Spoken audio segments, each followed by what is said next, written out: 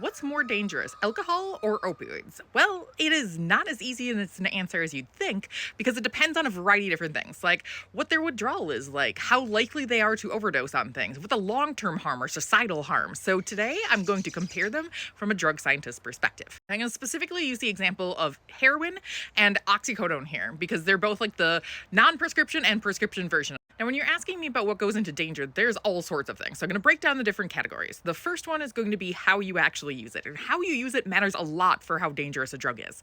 So for example, alcohol and oxy in this case, those are less dangerous than things like heroin, because heroin is commonly used either intravenously, so you're directly injecting it into the blood, or people are doing things like skin popping, which is where you inject it right underneath the skin. Both of those things very likely to cause infection. So that is problematic in a way. Then you also have things like the likelihood of overdosing. So if you're injecting something directly into your vein, it means that 100% of it, or about so, is going to become bioavailable, which means that it's all going to go into your bloodstream. And since you're injecting it, it's going to get into your bloodstream and then thus get to your brain so much faster than something like oral administration, which means that if you're going to overdose, you need to get a kind of fast-acting antidote pretty much immediately. So any of the faster routes of administration are technically more dangerous, which is why things like alcohol and oxy are less dangerous. So we see that a ton of people actually get alcohol poisoning, which is when you drink too much and you start to throw up.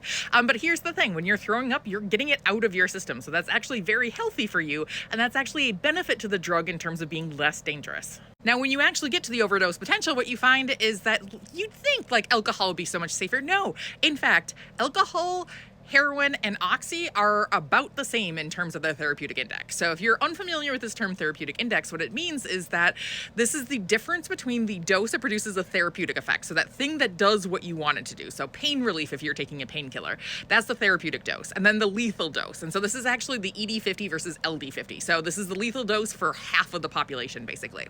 And what they found was that it's about 10 to 1 for alcohol, so 10 times the dose that produces a therapeutic effect can kill you. And every time I talk about this, somebody's like, no, alcohol will not kill you. I will get into the statistics in a second, but 10 to 1, so 10 times the dose that produces an effect can potentially be fatal. And that is the same therapeutic index that you commonly see for things like oxy. And then I spent a long time looking for the therapeutic index of heroin. And let me just say, it was harder to find than I thought. Like, I had to actually calculate it myself from a 1949 paper, because there are very rarely people who are telling you what dose of H that people are using. My calculations say that it's about 10 to 1. So basically the same as alcohol and basically the same as oxy. Now, it could be a little bit higher, it could be a little bit lower, and that's true both oxy and alcohol too. So in terms of how likely they are to cause an overdose based on the therapeutic index, they're all basically identical.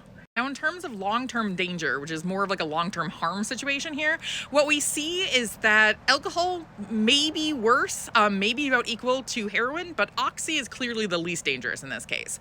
So we see that, yeah, it causes things like constipation. Yeah, it's linked to things like opioid-induced hyperalgesia, which is basically where you take it long enough that you start to feel more pain when you're taking it, which is a real thing. But alcohol, you have cirrhosis, you have dementia. Like, there's literally Korsakoff's dementia, which is basically like you have dementia specifically caused by long-term alcohol problems.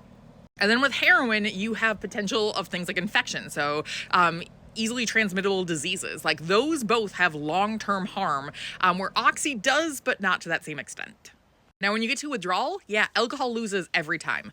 Yes, heroin withdrawal, genuinely terrible. Like, you feel terrible, everything is painful, you feel like you basically are constantly sick. Like, it is not a pleasurable experience, but you know what? It's not fatal, and alcohol withdrawal can be fatal. Opioid-induced withdrawal for things like oxy too, not pleasant, but not fatal. In general, all three of these have terrible interactions with other drugs. And the problem is that alcohol people don't typically care if it has interactions with other things, so they just kind of continue to use it. If you're on things like oxy, you're going to be taking it every day, so sometimes you can't help but to have interactions. And then things like with H, you don't have the ability to actually see what's in it, and so it could actually be a combination of different drugs. And that is another part of this legal status side of things. So alcohol and oxy are both regulated in different ways, so either allowed for prescriptions or legal and you can purchase it. And because of that, they kind of check what's in the actual product. But with heroin, you have no idea what's actually in it. So it could be H, it could be fen, it could be a combination of a variety of things. Like, there's been an increase of things like xylazine in it recently. And all of those are potentially dangerous. So the lack of regulation is actually making that product more dangerous too.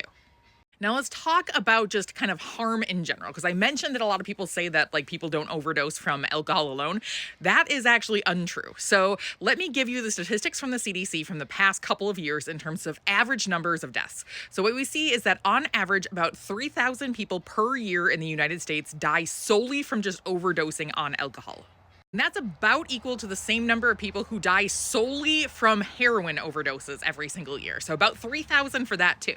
Now, when it comes to things like oxy overdoses, so these are things that are not methadone, but actually prescription opioids, so things like oxy, what we see is about 8,000 people per year die from overdoses. Now, some of those are not necessarily accidental. And the problem is that so many more people use prescription opioids, so it's more likely for that to occur. But yes, in general, we see actually more overdoses per year from oxy.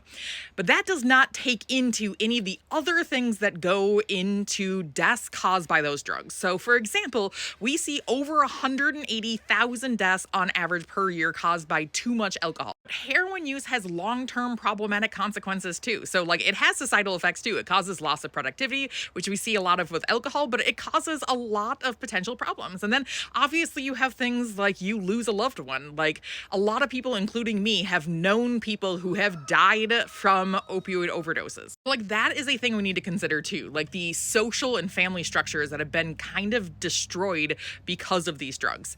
And oxy is actually the clear winner in terms of the long-term harm here. Like, yes, oxy does have some problems and oxy can lead to addiction in a percentage of people. But in terms of long-term harm, it is not really that comparable to things like alcohol and heroin from my perspective. It is actually saving people's lives by allowing them to live when they're in chronic pain. Though, does it have consequences? Yes. Then we finally have the addictive potential. Now, this is not directly linked to danger, but if a drug is more likely to make you addicted, you're more likely to use it long term, and so you're more likely to have those harmful effects.